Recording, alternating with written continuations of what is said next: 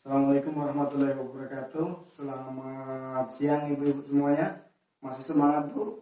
Alhamdulillah masih. Ibu-ibu tadi sudah belajar dengan sahabat saya tentang perlindungan anak. Apa aja poinnya bu di perlindungan anak tadi bu? Yang pertama tentang hak-hak anak, ya betul. Yang kedua tentang kekerasan terhadap anak. Hak-hak anak apa aja bu ya? 1. Hak hidup. 2. Hak tumbuh kembang. 3. Hak perlindungan. 4. Hak partisipasi. Oke. Kemudian bentuk atau macam-macam atau jenis-jenis kekerasan terhadap anak apa aja bu ya? Ya, 1. Kekerasan secara fisik badan, betul. Yang kedua, ya betul, kekerasan secara kejiwaan atau psikis ya bu ya. Yang ketiga, kekerasan terhadap seksual. Nah, kekerasan seksual, betul. Yang ketiga, kekerasan seksual. Nah, kali ini ibu-ibu belajar dengan saya tentang deteksi dini kekerasan terhadap anak. Nah, sebelum saya masuk ke materi saya ingin tanya ke ibu-ibu. Nah, jika keluarga ibu-ibu mengalami kekerasan secara seksual, apa yang ibu-ibu lakukan? Ya, betul, memeluk, terus kemudian mengatakan kalau itu tidak baik, terus lapor polisi. Nah, itulah kira-kira ibu ya, terkait dengan apa yang harus dilakukan ketika anak-anak mengalami kekerasan seksual. Oke bu. Nah, akan saya simpulkan bu, terkait dengan deteksi dini kekerasan terhadap seksual. Deteksi dini itu bagaimana caranya kita mengetahui tanda-tanda anak yang mengalami kekerasan seksual. Ya, tanda-tandanya anak yang terjadi kekerasan seksual yaitu dilihat dari gerak-gerakan tak wajar bu. Yang pertama, kedua bahu terangkat hingga menutupi leher hingga gerakan refleks seseorang untuk melindungi tubuhnya. Nah, seperti ini nih bu, bahunya diangkat, menutupi leher, refleks. Ini merupakan gerak refleks seseorang untuk melindungi tubuhnya bu. Nah, yang kemudian kepala tertunduk ke dalam. Yang selanjutnya kedua tangan dan kedua kaki menyimpul erat, lutut tertekuk ke dalam, terus kemudian tubuh menekuk. 4. Mata berkedip-kedip. 5. Wajah pucat pasi.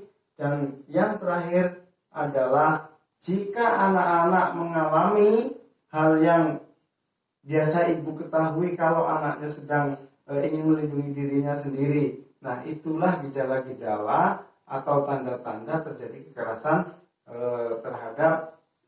seksual terhadap anak. Nah, yang selanjutnya bu, tanda-tanda terjadi kekerasan seksual yang selanjutnya dilihat dari gejala fisik. Gejala fisik bu ya, yang pertama sakit jika memakai celana dalam dan mengeluh kesulitan atau kesakitan saat BAB dan BAK. Nah ini bu, ini kalau anaknya seperti ini itu tolong ditanyakan.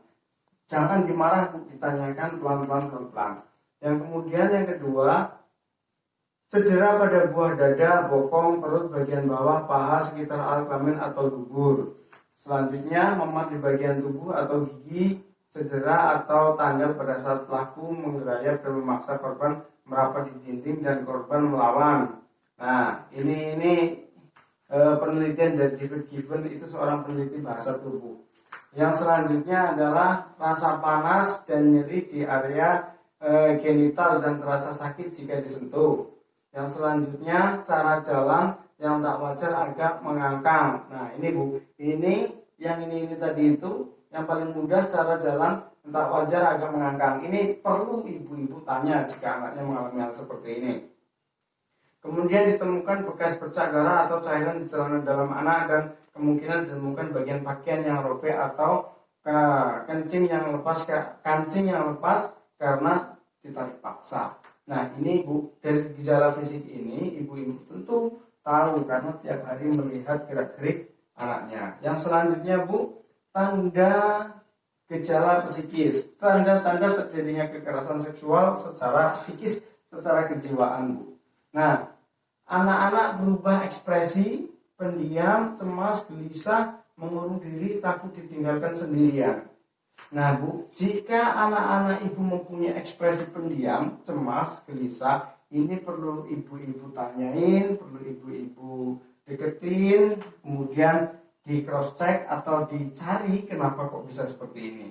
Yang kemudian menunjukkan keluhan-keluhan fisik yang tidak dapat dijelaskan penyebabnya seperti pusing, sakit perut atau masalah makan. Yang selanjutnya sulit tidur dan mimpi buruk diikuti mengigau. Selanjutnya sulit konsentrasi dan sulit belajar sehingga tidak mampu menyelesaikan tugasnya. Yang terakhir, perilaku kemunduran mengisap ibu jari. Perilaku kemunduran seperti mengisap ibu jari, kemunduran kemampuan bicara, ngompol. Nah, ini tanda-tanda psikis ini. Jika ada 3 tanda-tanda ini Bu, dari gerak-geriknya tak wajar, kemudian dilihat gejala fisiknya, gejala psikisnya, jika semua ini terjadi pada anak, ini segera di cross check, segera dilakukan penelusuran Bu, apa yang terjadi. Nah, jika toh betul terjadi mengalami kekerasan seksual, maka ibu harus bijak. Nah, bijaknya bagaimana Bu? Bijaknya orang tua, sikap dan perilaku orang tua jika anak mengalami gejala-gejala kekerasan. Nah, setelah itu tadi ibu ketahui, nih sikapnya orang tua. 1, orang tua jangan langsung panik Bu. Jangan langsung panik, jangan marah, tidak boleh marah. Kemudian peluklah anak itu erat-erat, peluk untuk menunjukkan bahwa Anda sangat menyayangi mereka. Kemudian sampaikan bahwa tidak ada satu orang pun yang boleh menyakiti mereka dan apapun yang terjadi akan tetap memberikan perlindungan. Nah, sampaikan hal ini Bu, agar anaknya tenang jiwanya. Jadilah pendengar aktif tentang cerita dan pendapatnya. Kemudian mintalah pertolongan ahli atau lembaga layanan. Yang terakhir adalah laporkan ke polisi. Nah, ini perlu dilakukan Bu. Sebagai orang tua harus melakukan hal seperti ini jika anaknya mengalami tanda-tanda yang telah saya sebutkan tadi. Nah, demikian ibu-ibu penjelasan yang saya sampaikan. Kemudian jika nanti ibu-ibu ada yang kurang paham, tanyakan ke saya. Oke Bu, ada yang tanya? Ya, tidak ada yang tanya berarti saya nggak paham. Demikian ibu-ibu pertemuan kita pada siang hari ini, mudah-mudahan bermanfaat untuk kita semuanya. Jangan lupa sebagai orang tua harus waspada kepada anaknya. Kurang lebihnya saya mohon maaf. Saya akhiri. Wassalamualaikum warahmatullahi wabarakatuh.